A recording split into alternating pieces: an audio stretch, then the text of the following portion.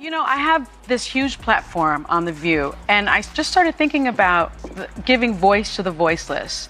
I said to my husband that, the language is inappropriate. It's not acceptable.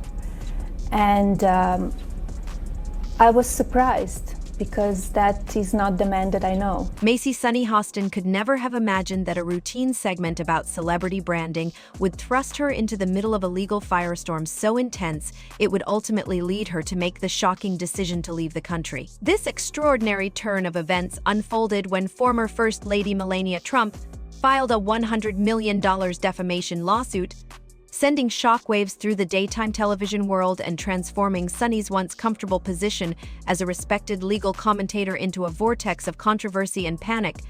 From the moment the lawsuit was announced, social media platforms and news outlets exploded with coverage, dissecting every word Sunny had spoken on air. Major headlines featured her name alongside eye-popping dollar figures, and hashtags calling for her cancellation quickly gained traction. Celebrities from various fields, musicians, actors, politicians weighed in on her legal troubles, sparking intense debate over whether she was being unfairly attacked or rightfully held accountable. The lawsuit not only shook Sunny's confidence, but also triggered an unrelenting wave of public scrutiny and the looming threat of professional ruin, pushing her into a state of heightened anxiety. In an unexpected twist, Sunny chose to flee the United States, leaving behind a swirl of questions, theories, and rumors.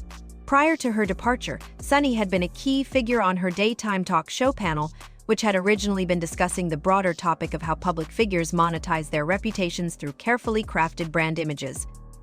The conversation began as a light-hearted debate about social media influencers, reality TV stars, and politicians, examining whether the personas they project are authentic or merely sophisticated marketing strategies.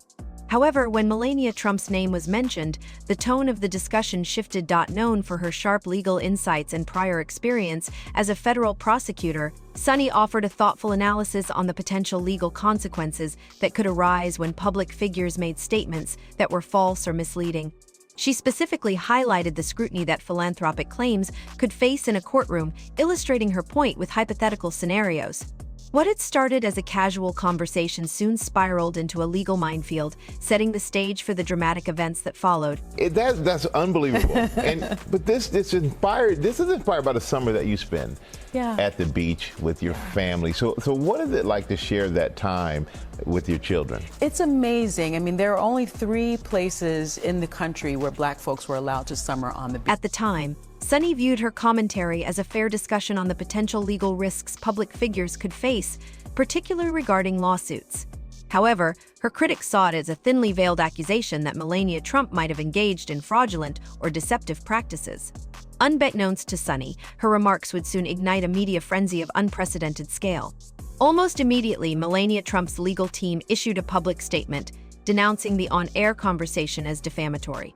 This accusation was especially painful given Melania's carefully curated public persona, one that many supporters believed embodied elegance, poise, and charitable involvement. To her allies, questioning her philanthropic efforts without what they deemed irrefutable evidence was seen as an unwarranted assault on her reputation. The situation escalated quickly, reaching a breaking point when Sunny, along with her network and several producers, was slapped with a $100 million lawsuit, a staggering sum that sent shockwaves through both the entertainment industry and the public consciousness. The sheer size of the lawsuit was enough to threaten not only Sunny's career but also the livelihoods of everyone involved in the talk show's production. Rumors began circulating about whether the network might part ways with Sunny in order to protect itself from potential liability. As the story gained traction, the public's reaction became increasingly polarized. Social media platforms erupted, with hashtags either calling for Sunny's cancellation or defending her right to free speech. One faction, using the hashtag #CancelSunny, accused her of using her platform irresponsibly to attack Melania, seemingly driven by political animus. On the other hand, supporters of Sunny rallied under the hashtag #WhyStandWithSunny, arguing that talk shows often rely on spirited, sometimes provocative discussions, and that Sunny's legal analysis was precisely why she had been hired. They contended that if powerful figures could sue television personalities every time their reputations were questioned, it would set a dangerous precedent for silencing open debate. Meanwhile, tabloids seized on the controversy, blaring sensational headlines about the impending end of Sunny's career. They claimed her departure from the show was inevitable and speculated that her relationships with her co-hosts were irreparably damaged, adding fuel to the flames of public speculation and intrigue. I definitely am a journaler, so I did that piece, and I also just sort of sat down and dictated a lot of my memories, and I just started from the beginning. I started from my childhood in the South Bronx projects. As the drama continued to unfold, the talk show's daily segments were increasingly overshadowed by the swirling rumors surrounding Sunny's legal predicament. What should have been routine discussions on other topics became footnotes to the relentless media frenzy focused on her. The spotlight only intensified as celebrity voices weighed in almost hourly, each adding their own fuel to the fire. Joy Behar, Sunny's longtime colleague, appeared torn between defending her friend and remaining neutral to avoid being implicated in the lawsuit. Meghan McCain, a former co-host, cryptically tweeted about the importance of being cautious with one's words on air, fueling speculation that she was subtly reprimanding Sunny for her remarks. Kim Kardashian, who had gained credibility in legal circles for her advocacy work, posted a statement emphasizing the responsibility of large platforms like daytime television to be careful in how they frame or scrutinize stories. Megyn Kelly also weighed in, discussing on her show how talk show hosts must be vigilant not to cross the line into defamation, particularly in an era where social media instantly amplifies any contentious comment. Each new statement seemed to amplify the controversy, triggering more speculation, more media stories, and adding even more pressure on Sunny and the talk show's producers. Inside the network, executives were scrambling to decide how to handle the crisis. Some suggested issuing a public statement in defense of Sunny, while others proposed exploring a settlement to prevent the lawsuit from spiraling out of control.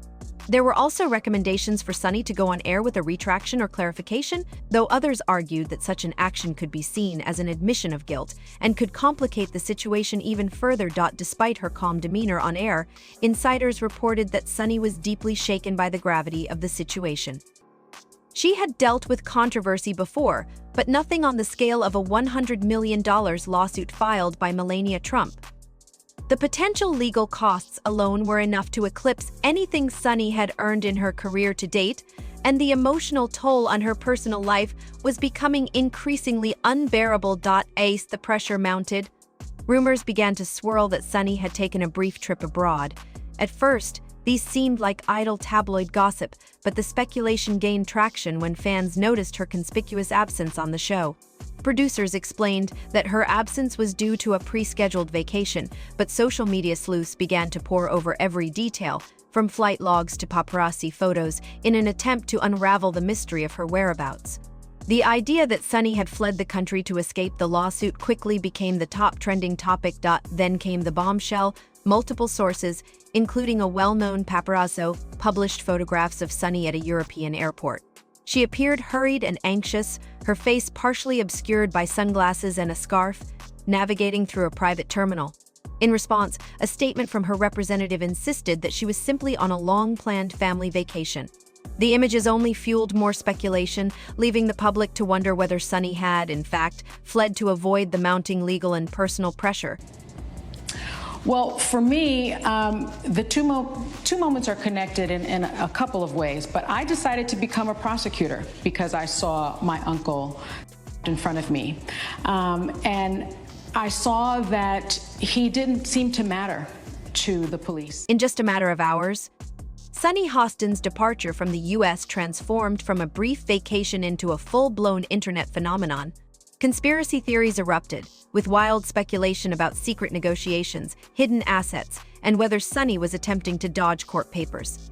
The tension ramped up when Melania Trump's legal team seized on the situation, accusing Sunny of trying to avoid legal service. In defamation cases, personal service of legal documents is often crucial, and Melania's attorneys claimed that Sunny's move abroad could complicate or delay the proceedings.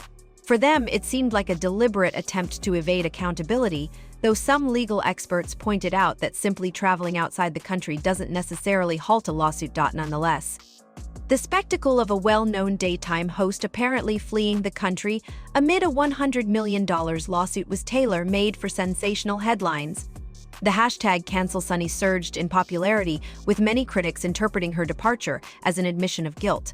On the other hand, those aligned with I Stand With Sunny argued that, given the immense stress, stepping away from the situation was completely understandable. The divide in public opinion deepened, and so did the media coverage, with Sunny now being portrayed as a legal fugitive. Amid this escalating drama, ABC faced tremendous pressure. Advertisers grew hesitant to associate their products with a show engulfed in such controversy, while rival talk shows saw a spike in ratings by inviting lawyers and media analysts to dissect Sunny's situation. Inside ABC, producers scrambled to maintain a semblance of normalcy, even as each broadcast was dominated by questions about whether Sunny would return and if so, when. The fallout from the entire debacle also raised larger concerns within the entertainment industry about the increasing legal risks talk shows now faced. Was casual speculation about a public figure's actions really so dangerous that a network star could end up fleeing the country? Media attorneys weighed in, noting that defamation law requires public figures to prove malice or reckless disregard for the truth, which is a high bar. However, they cautioned that this threshold could be surmounted if the statements in question present falsehoods as fact. The key question that hung in the air was whether Sunny's comments had crossed that line, or if this lawsuit was simply a power play designed to silence critical discussions of the former First Lady. Sunny's supporters expressed fear that this case could set a chilling precedent for free speech, worrying that if one of the most famous daytime legal commentators could be sued into fleeing the country, what would that mean for other journalists, analysts, or talk show personalities? Critics of Sunny, meanwhile, argued that her comments went well beyond harmless speculation, accusing her of launching a personal vendetta against Melania Trump on air. As the days passed, the reality of Sunny's absence became undeniable. She was nowhere to be found on set, and her social media accounts fell silent. Speculation grew about her whereabouts. Some wondered if she was meeting with legal advisors in Europe, while others speculated that she might be considering uprooting her family permanently to avoid the intense legal heat from Melania's lawsuit. The public's thirst for answers grew insatiable, with every new rumor adding fuel to the fire. It's my parents. I'm not saying that just because they're here, but I think in many respects they were teenagers, and they ended up with this kid who was very inquisitive. My mother was studying to be a teacher, so she did a lot of her lesson plans on me. And so by the time I was 4, I was reading the New York Times. And so that sounds crazy, but that's how we lived. I have this huge platform on The View, and I just started thinking about giving voice to the voiceless. What some people don't know about me is they know I'm a prosecutor, but I'm from the South Bronx projects. I'm really just a everyday person, and I remember when I was 7, my uncle was in front of me, and our family never talked. Financial collapse for Sunny's network. As the media storm intensified, whispers of secret meetings and network betrayals surfaced, adding layers to the unfolding drama. Rumors swirled that Sunny was planning to escape the spotlight entirely. The situation was running away from legal accountability.